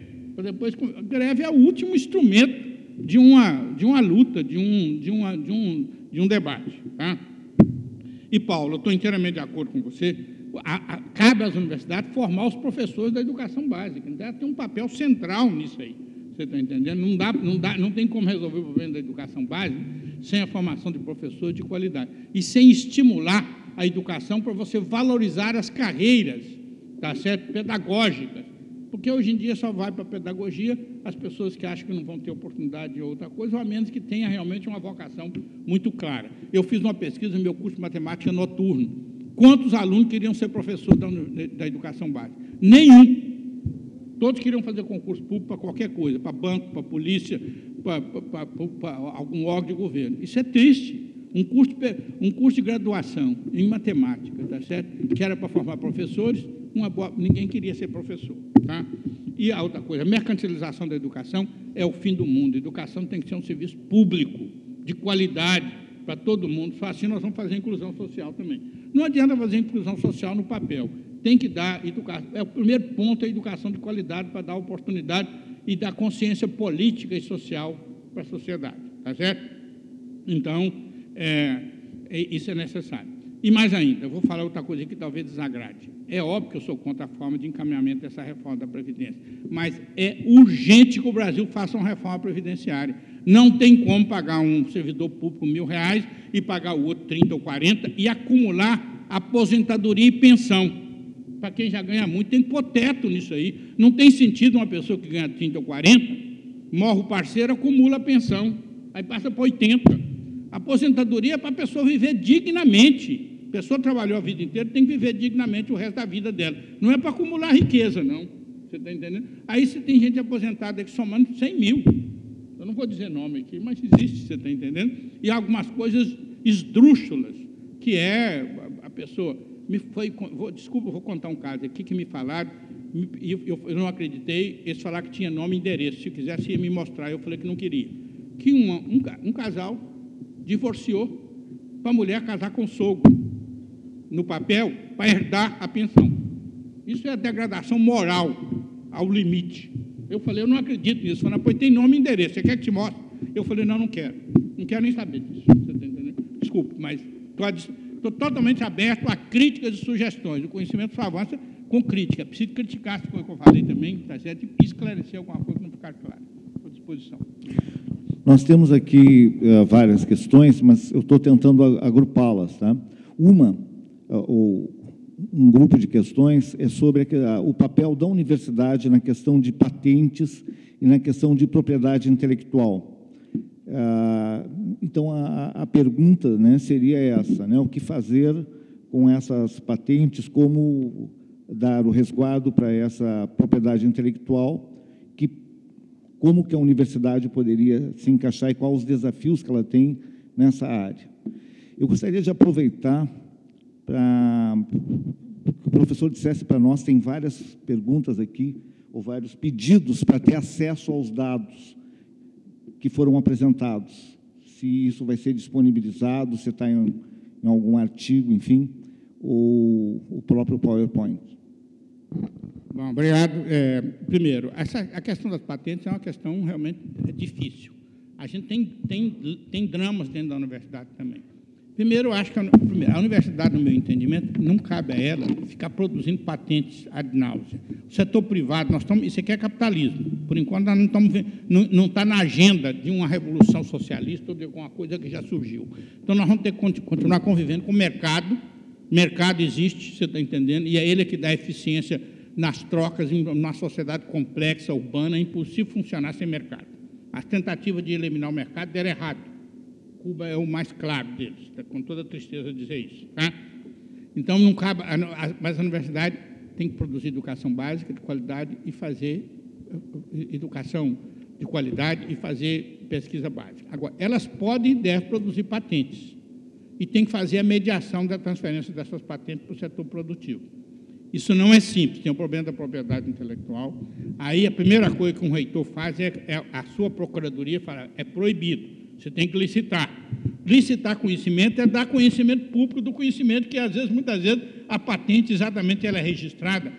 Quando a patente é registrada, aí você já preservou o conhecimento, porque está registrado. O direito de uso já está preservado. Mas é quando é know-how. Muitas coisas você não tem como registrar a patente. E aí, como é que você vai divulgar know-how? Se divulgou o know-how, você deu um segredo. Você vai lá perguntar aos laboratórios do mundo inteiro se eles divulgam o resultado das pesquisas dele, porque ele dá o resultado para o concorrente na mesma hora. De maneira que isso não é simples. Eu tive esse problema no meu gabinete, com dificuldade. Por exemplo, eu fiz um convênio com a Petrobras em que a minha procuradoria disse, você não pode fazer, você tem que licitar. Eu falei, eu não posso licitar, eu preciso fazer, e está em grande sucesso. Vou até dizer o nome, é o laboratório de nanotubo de carbono que está sendo instalado lá, junto ao Parque Tecnológico, pelos professores da universidade. Tá certo? Então, você tem que construir saídas. Tem algumas coisas que a legislação não permite. É difícil. Então, eu comecei a montar um centro de transferência de tecnologia, que também não é simples, mas tem que fazer algumas mediações. Então, a gente tem que conviver com algumas contradições. Não é muito simples. A preservação absoluta da propriedade intelectual esbarra nessas condições. Tem que ver de que forma dá algum benefício para o pesquisador que desenvolveu aquela tecnologia. As leis que estão saindo agora estão modernizando isso. Eu não li as leis novas que saíram agora. Eu trabalhei muito com o novo Código de Ciência e Tecnologia lá, quando eu estava no Ministério, mas eu confesso que não li ainda aquele papelucho que saiu. Eu vou ler. Tá? Segundo, os dados, tem um texto para discussão que vai ser publicado como artigo, que é o texto da discussão 565, que está no site do CEDEPLAR. Tem acesso público, pode ser aberto e pode ser impresso.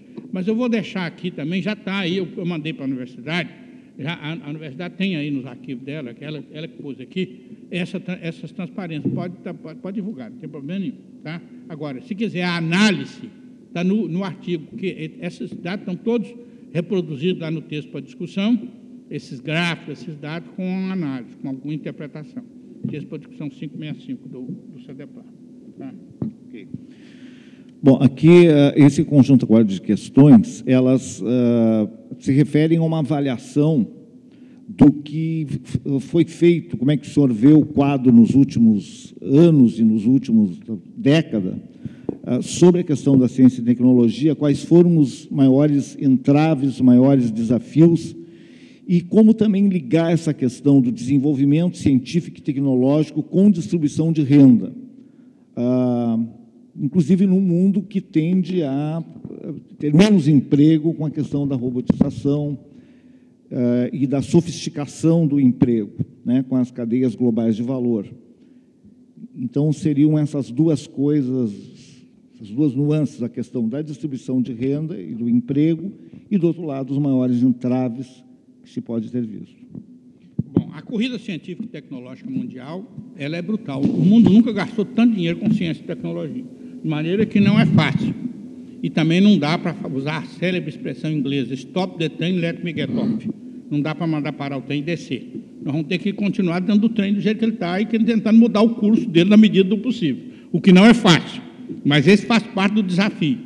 O Brasil chegou muito tarde nesse esforço de ciência e tecnologia, Você teve o esboço aí do governo Getúlio, que criou essas instituições, as universidades. A minha universidade foi federalizada em 1949.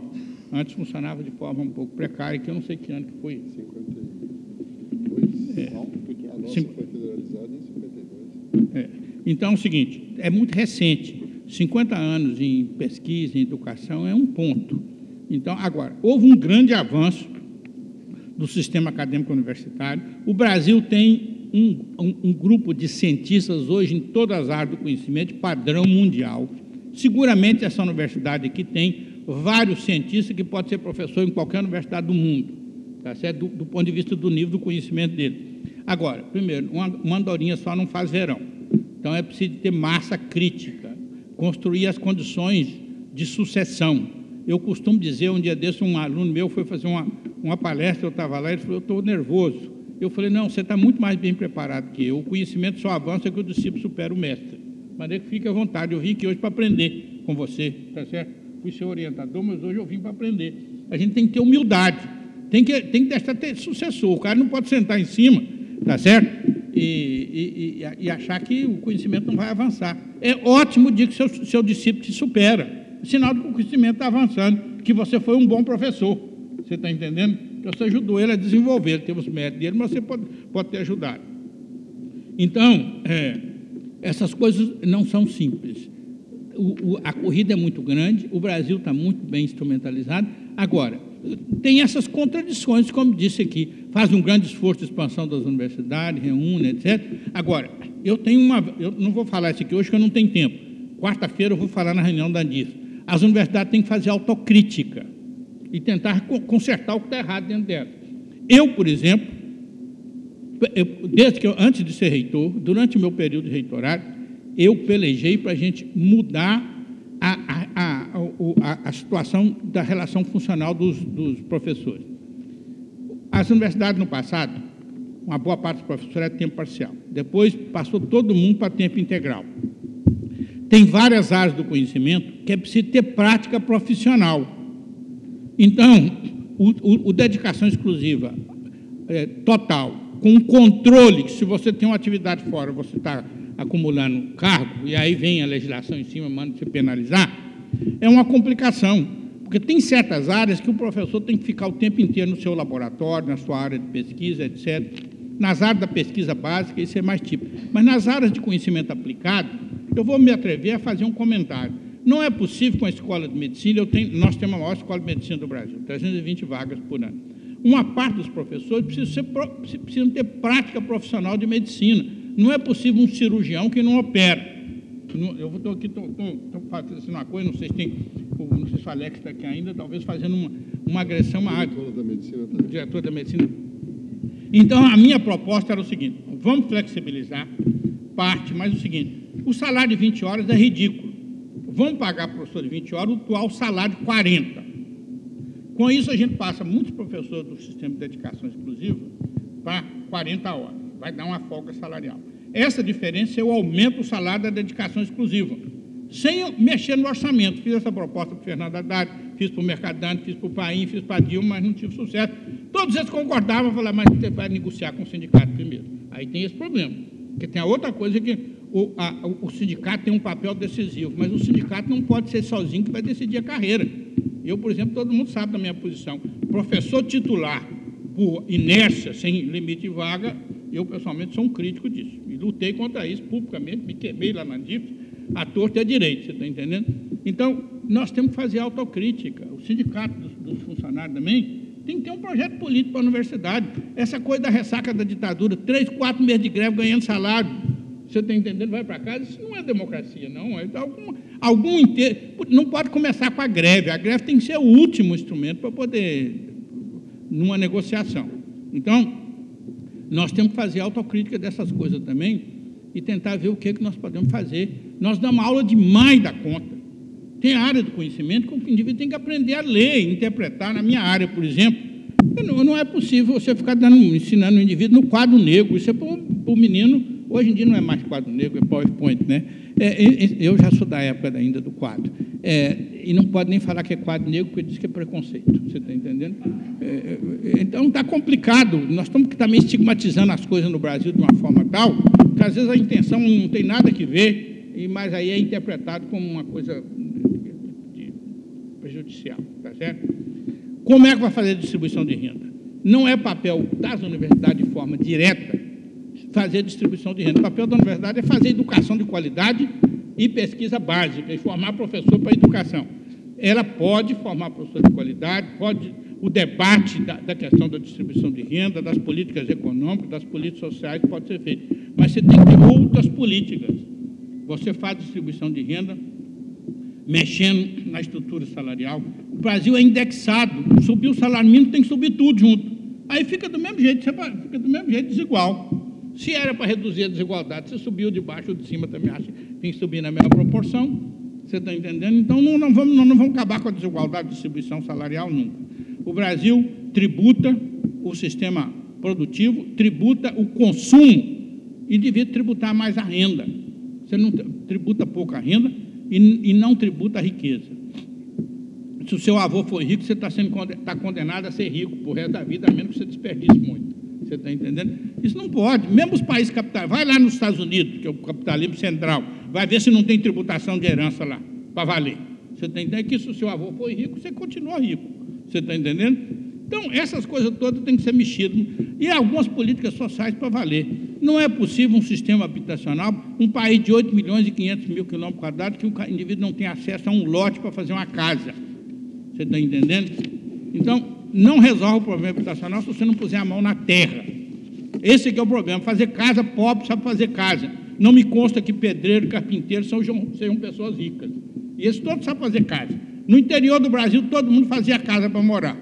Meu pai, que era um homem do interior, quando ele casou, ele fez a casa dele, perto da casa do meu avô. E uma casa boa, tá certo? 1900 e alguma coisinha, você está entendendo? Então, agora, se o cara não tem um acesso à terra com urbanização, com água, com esgoto, não tem jeito. Então, são essas coisas que vão fazer mudar o perfil da distribuição de renda no país e consciência política e social para a população. Uma boa parte da população brasileira não tem noção exata do que está acontecendo no Brasil.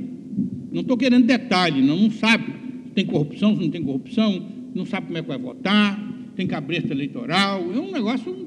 Se você não der educação básica para esclarecer a população, isso não vai ter jeito, tá certo? A questão da robotização é preocupante no mundo inteiro. Eu não sei ainda qual vai ser a saída para poder ocupar essa massa. Na época do início do capitalismo, o exército industrial de reserva, para usar a expressão do Marx, era a forma de manter o controle sobre o salário. Hoje, eu não vou usar a palavra exército industrial de reserva, a massa de desocupados virou um problema para o próprio capitalismo. Você está achando que o capitalismo europeu está feliz com a quantidade de desempregados e imigrantes lá? Você está entendendo? Então, virou um problema. Eu não sei qual é a solução. Isso é um problema mundial. Como é que você vai arranjar alternativa ocupacional para essa população? Um aviso aqui que a aula magna, ela está sendo transmitida ao vivo, mas ela também estará disponível amanhã no portal da URGS e no youtube.com/URGSTV. Eu tenho duas questões aqui que questionam sobre a participação política dos cientistas, que muitas vezes os cientistas e universitários, doutores, enfim, ficam mais nos seus laboratórios, então eles deixam de ter essa participação e com isso, as pessoas que tomam decisões, há um divórcio entre aqueles que tomam decisões e essas pessoas que o praticam. Então, eles perguntam como o senhor vê esta questão da baixa participação e como fazer para estimular, como em outros países, existe um estímulo para essa participação. Vai responder? Bom, esse é um desafio. Eu acredito que no mundo inteiro, o cientista, a gente tem que fazer opções na vida. Então, se você quer estar dedicado ao seu laboratório o tempo inteiro, às vezes você não tem muito tempo para militância. Você pode ter posição política, posição ideológica, etc., etc., mas às vezes você não tem muito tempo para a sua militância. No caso do Brasil, acho que a coisa é mais grave, porque não, nas condições que estão postas aí, por exemplo, do ponto de vista eleitoral, o cientista não consegue se eleger. Eu costumo dizer o seguinte: se eu for candidato a alguma coisa, é capaz de eu ter meu voto, nem da minha mulher, não sei se eu vou ter. Não tem dinheiro, não vou entrar nesse sistema, como é que faz? Nós tivemos um ótimo reitor na UFMG, que foi o Cid Veloso, vou dizer até o nome, foi um médico, foi diretor do Hospital da Clínica, foi diretor da escola e foi reitor. Uma pessoa morreu há 2 anos atrás. Uma pessoa ótima, saiu da reitoria e tal, foi candidato a deputado estadual, não teve voto praticamente nenhum. Não é viável, no ponto de vista eleitoral, na atual circunstância que está aí, a pessoa fazer uma opção de cargo público. Então, tem que ser primeiro, tem que ter a vontade, a disponibilidade e tem que entrar no meio desse sistema do jeito que está aí. Não é viável. Quem não está dentro dessa máquina aí não consegue se eleger. Você está entendendo? Por exemplo, vamos dizer que nós vamos ter que o país decida fazer uma constituinte específica para arrumar essas coisas todas. Eu, pessoalmente, acho que tinha que ter uma constituinte específica. Constituinte para fazer uma nova Constituição e ir embora. Não é para ficar lá, não. Como é que você elege os constituintes? Vão eleger os que estão aí. Você vai ser candidato a constituinte? Supostamente, uma sala como essa que está cheia de gente qualificada, em todas as áreas do conhecimento, para pensar o país. Mas alguém vai ser candidato? Pode ser que alguém tenha coragem e vai ser, mas não vai. Vão eleger os políticos profissionais que estão por aí. Então, esse é um problema estrutural grave para o país. Eu não sei como sair disso aí. Quem vai fazer as reformas políticas no país são os políticos que estão aí. Como é que você renova esse quadro? Esse é o desafio que nós estamos aí para 2018. Como é que nós vamos renovar esse quadro? O Senado da República tem que ser um lugar de pessoas que vão pensar o país. Você chega lá no Senado, nossa senhora, tem algumas coisas que dão tristeza. Você está entendendo? Eu vou, inclusive, confessar aqui, quando era ministro, eu fui ao Senado, na Comissão de Ciência e Tecnologia, e o senador que estava presidindo a mesa saiu, e o outro senador foi ler um papel que eles escreveram para ele lá com a letra bem grande, e chegou numa parte lá que tinha 700 MHz. Ele não deu conta. Ele engasgou e falou 700 MHz, pessoal. E continuou, você está entendendo? Não é possível, não estou querendo que o cara seja um especialista, mas ele senador, ele não está alfabetizado, você está entendendo? Ele não sabe ler 700 MHz. Quando eu saí de lá, o pessoal perguntou se eu não estava com da minha assessoria. Eu sou uma pessoa muito aberta, minha assessoria falou: ô ministro, você não está com vergonha do seu senador, não? Meu senador era de Minas, você está entendendo? Você não está com vergonha do seu senador, não? Eu estou, mas eu não votei mesmo.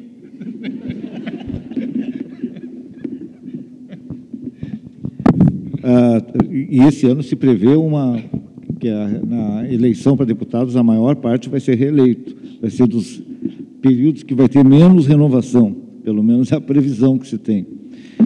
Bom, aqui nós temos as últimas questões. Eu acho que, então, a partir daqui pode fazer e nós encerrarmos, e ela continua um pouco na área política, né? Uma pergunta, claramente, como o senhor vê os candidatos a presidente e nessa questão de ciência e tecnologia, se vê que há mudança de agendas ou mudança de programas nessa área, né? A perspectiva se a eleição presidencial pode trazer alguma alteração nesse quadro. Tá? E uma avaliação dos pré-candidatos, se quiser fazer. Mineiro não faz. Não, é o seguinte. Não.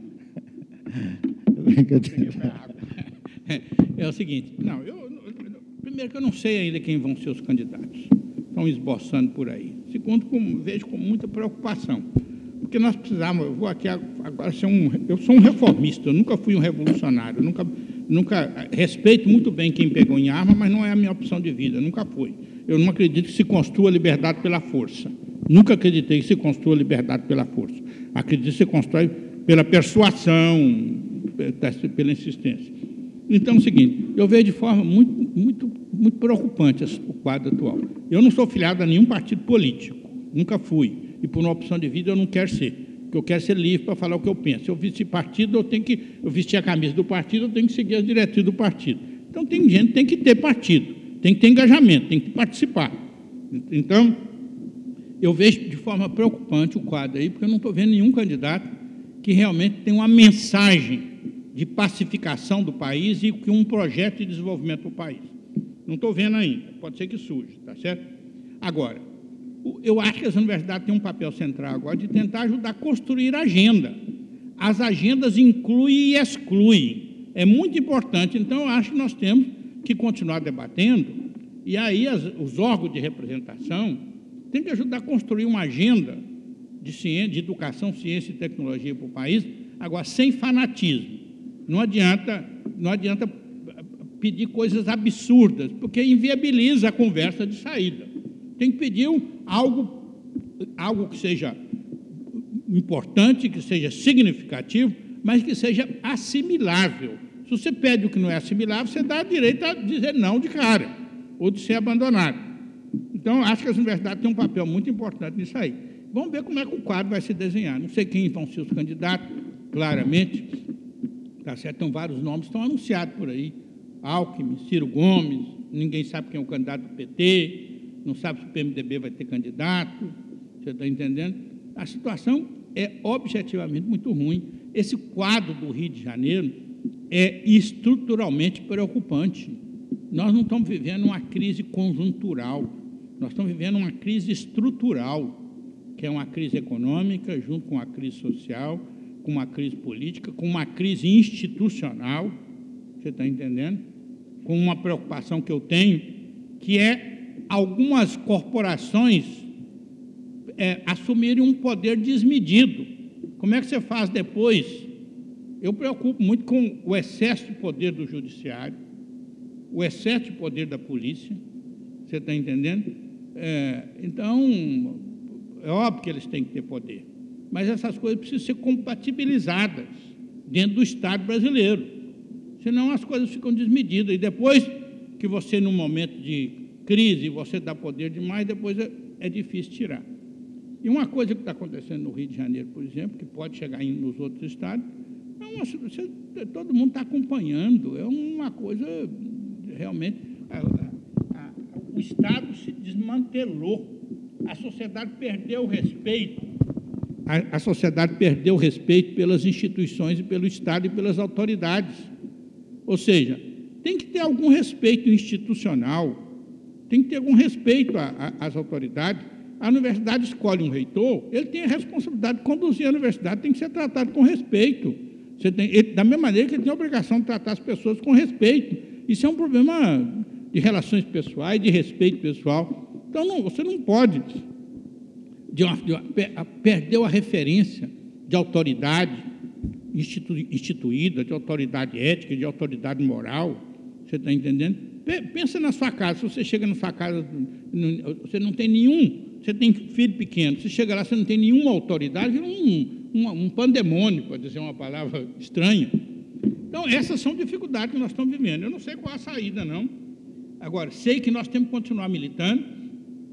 Eu não sou filiado a partido político, mas tenho posição política e sempre a exercer.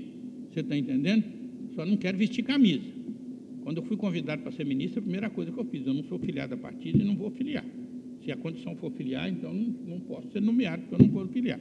É a opção de vida que eu fiz.